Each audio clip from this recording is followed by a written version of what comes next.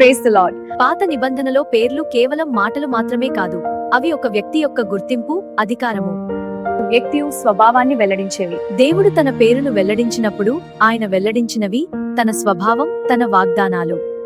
చాలా మంది దేవుని గురించి తెలుసుకుంటారు, కానీ నిజంగా ఆయనను ఆయన పేర్ల ద్వారా తెలుసుకుంటామా?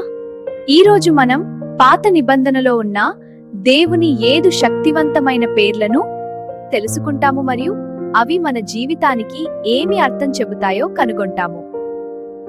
మొదటి పేరు ఎలోహిం, సృష్టికర్త అయిన దేవుడు. మొదట కనిపించే స్థలం బుక్ ఆఫ్ జెనెసిస్ 1:1. ఆదిలో దేవుడు ఆకాశమును భూమిని సృష్టించాడు.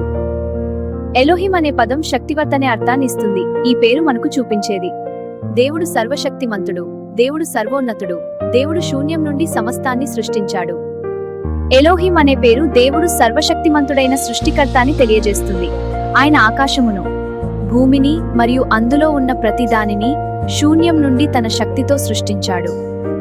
ఈ పేరు దేవుని అపారమైన శక్తిని, మహిమను, పరిపూర్ణ అధికారాన్ని తెలియజేస్తుంది. మన జీవితం యాదృచ్ఛికం కాదు, దేవుని చేతుల్లో ప్రేమతో సృష్టించబడిన వారమని ఈ పేరు గుర్తు చేస్తుంది. అలాగే మన సమస్యలు ఎంత పెద్దవిగా కనిపించినా ఈ సమస్త విశ్వాన్ని సృష్టించిన దేవుడు వాటికంటే ఎక్కువ శక్తివంతుడు. ఆయన ఈ విశ్వాన్ని సృష్టించగలిగితే మీ సమస్యలను కూడా ఆయన పరిష్కరించగలడు. మీరు యాదృచ్ఛికంగా పుట్టినవారు కాదు, మీరు ఎలోహిం చేత సృష్టించబడిన విలువైన సృష్టి. రెండవ పేరు యావే యెహోవా, నేనే ఉన్నవాడిని. వెల్లడైన స్థలం బుక్ ఆఫ్ ఎక్సోడస్ 4:4. మోషేతో ఇలా చెప్పాడు, నేనే ఉన్నవాడిని. యావే అనే పేరు దేవుడు స్వయంగా ఉన్నవాడు, ఎప్పటికీ మారనివాడు, నిత్యమైనవాడు అని తెలియజేస్తుంది. ఆయనకు ఆది లేదు, అంతం లేదు. ఆయన ఎవరి మీద ఆధారపడడు, కానీ సమస్తం ఆయన మీదే ఆధారపడి ఉంటుంది. ఆయన ఎవరి మీద ఆధారపడడు, స్వయంగా ఉన్నవాడు, నిత్యమైన దేవుడు, మార్పులేనివాడు. ఈ పేరు దేవుడు నిన్న, ఈ రోజు, ఇప్పటికీ ఒకే విధంగా ఉండే విశ్వాసమైన దేవుడని మనకు తెలియజేస్తుంది. మన పరిస్థితులు మారినా, మనుషులు మారినా, కాలం మారినా, దేవుడు మాత్రం ఎప్పటికీ మారని నేనే ఉన్నవాడినే యెహోవా. అందుకే మన జీవితంలో అనిశ్చితి ఉన్నప్పుడు కూడా ఆయన మీద నమ్మకంగా ఆధారపడవచ్చు, ఎందుకంటే ఆయన ఎప్పుడూ ఉండే దేవుడు. ఈ లోకంలో ప్రతిదీ మారిపోతుంది, పరిస్థితులు మారుతాయి, మనుషులు మారుతారు, కానీ యావే అయిన దేవుడు ఎప్పటికీ మారడు. మూడవ పేరు ఎల్ షదాయి, సర్వశక్తిమంతుడైన దేవుడు. కనిపించే స్థలం బుక్ ఆఫ్ జెనెసిస్ 17:1. అబ్రాహాము 90 వయసులో ఉన్నప్పుడు దేవుడు అతనితో ఇలా అన్నాడు, నేనే ఎల్ షద్దై. పేరు దేవుడు అన్ని శక్తుల కంటే గొప్పవాడు, సమస్త అవసరాలను తీర్చగల సర్వ సమృద్ధి గల దేవుడు అని తెలియజేస్తుంది. ఈ పేరు దేవుడు మన జీవితంలో ఉన్న లోపాలను నింపే పరిపూర్ణమైన, సరిపడిన దేవుడు అని గుర్తు చేస్తుంది.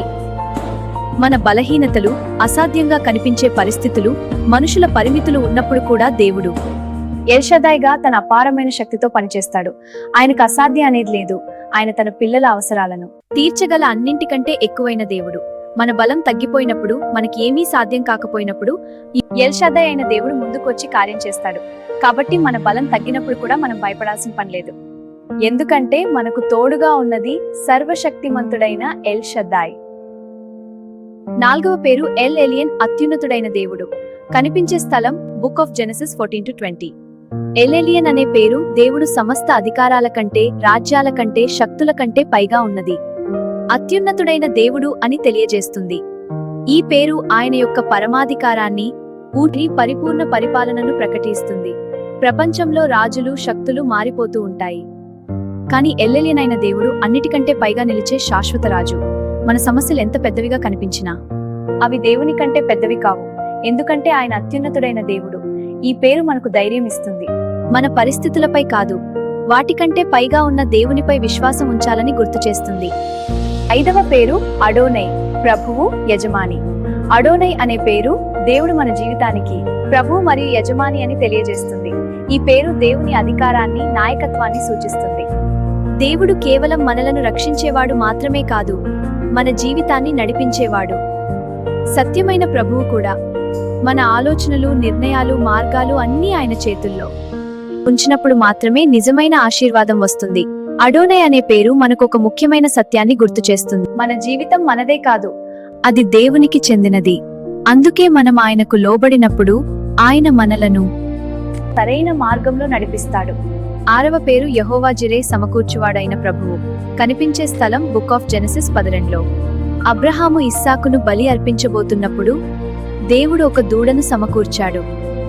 యెహోవా జిరే అనే పేరు దేవుడు మన అవసరాలను ముందుగానే చూసి సమకూర్చే పరలోక తండ్రి అని తెలియజేస్తుంది. ఈ పేరు దేవుడు కేవలం మన అవసరాలను మాత్రమే తీర్చడు, కానీ సరైన సమయంలో సరైన విధానికి కావలసిన దాన్ని అందించేవాడు. మనకు మార్గం కనిపించని సమయంలో కూడా దేవుడు ముందుగానే మార్గాన్ని సిద్ధం చేసి ఉంచుతాడు. ఈ పేరు మనకు ఒక గొప్ప విశ్వాసాన్ని నేర్పిస్తుంది. మన పరిస్థితులు ఎంత కష్టంగా ఉన్నా దేవుడు మన అవసరాలను చూసే సమకూర్చువాడు. అందుకే మనం భయపడకుండా ఆయన మీద నమ్మకం ఉంచాలి. ఎందుకంటే యెహోవా జిరే మన అవసరాలను ఎప్పుడూ చూసే మరియు సమకూర్చే దేవుడు.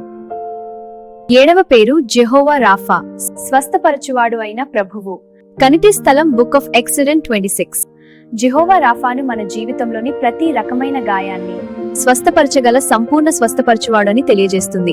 ఆయన కేవలం శరీర రోగాలను మాత్రమే కాదు, మన హృదయంలో ఉన్న బాధలను, మనసులో ఉన్న గాయాలను, ఆత్మలో ఉన్న విరిగిపోయిన స్థితిని కూడా స్వస్థపరచగలడు. మనుషులు మందులతో చికిత్స చేయగలిగినా పూర్తిగా పునరుద్ధరించేది దేవుడే. జెహోవా రాఫా మనకు ఆశనిస్తుంది.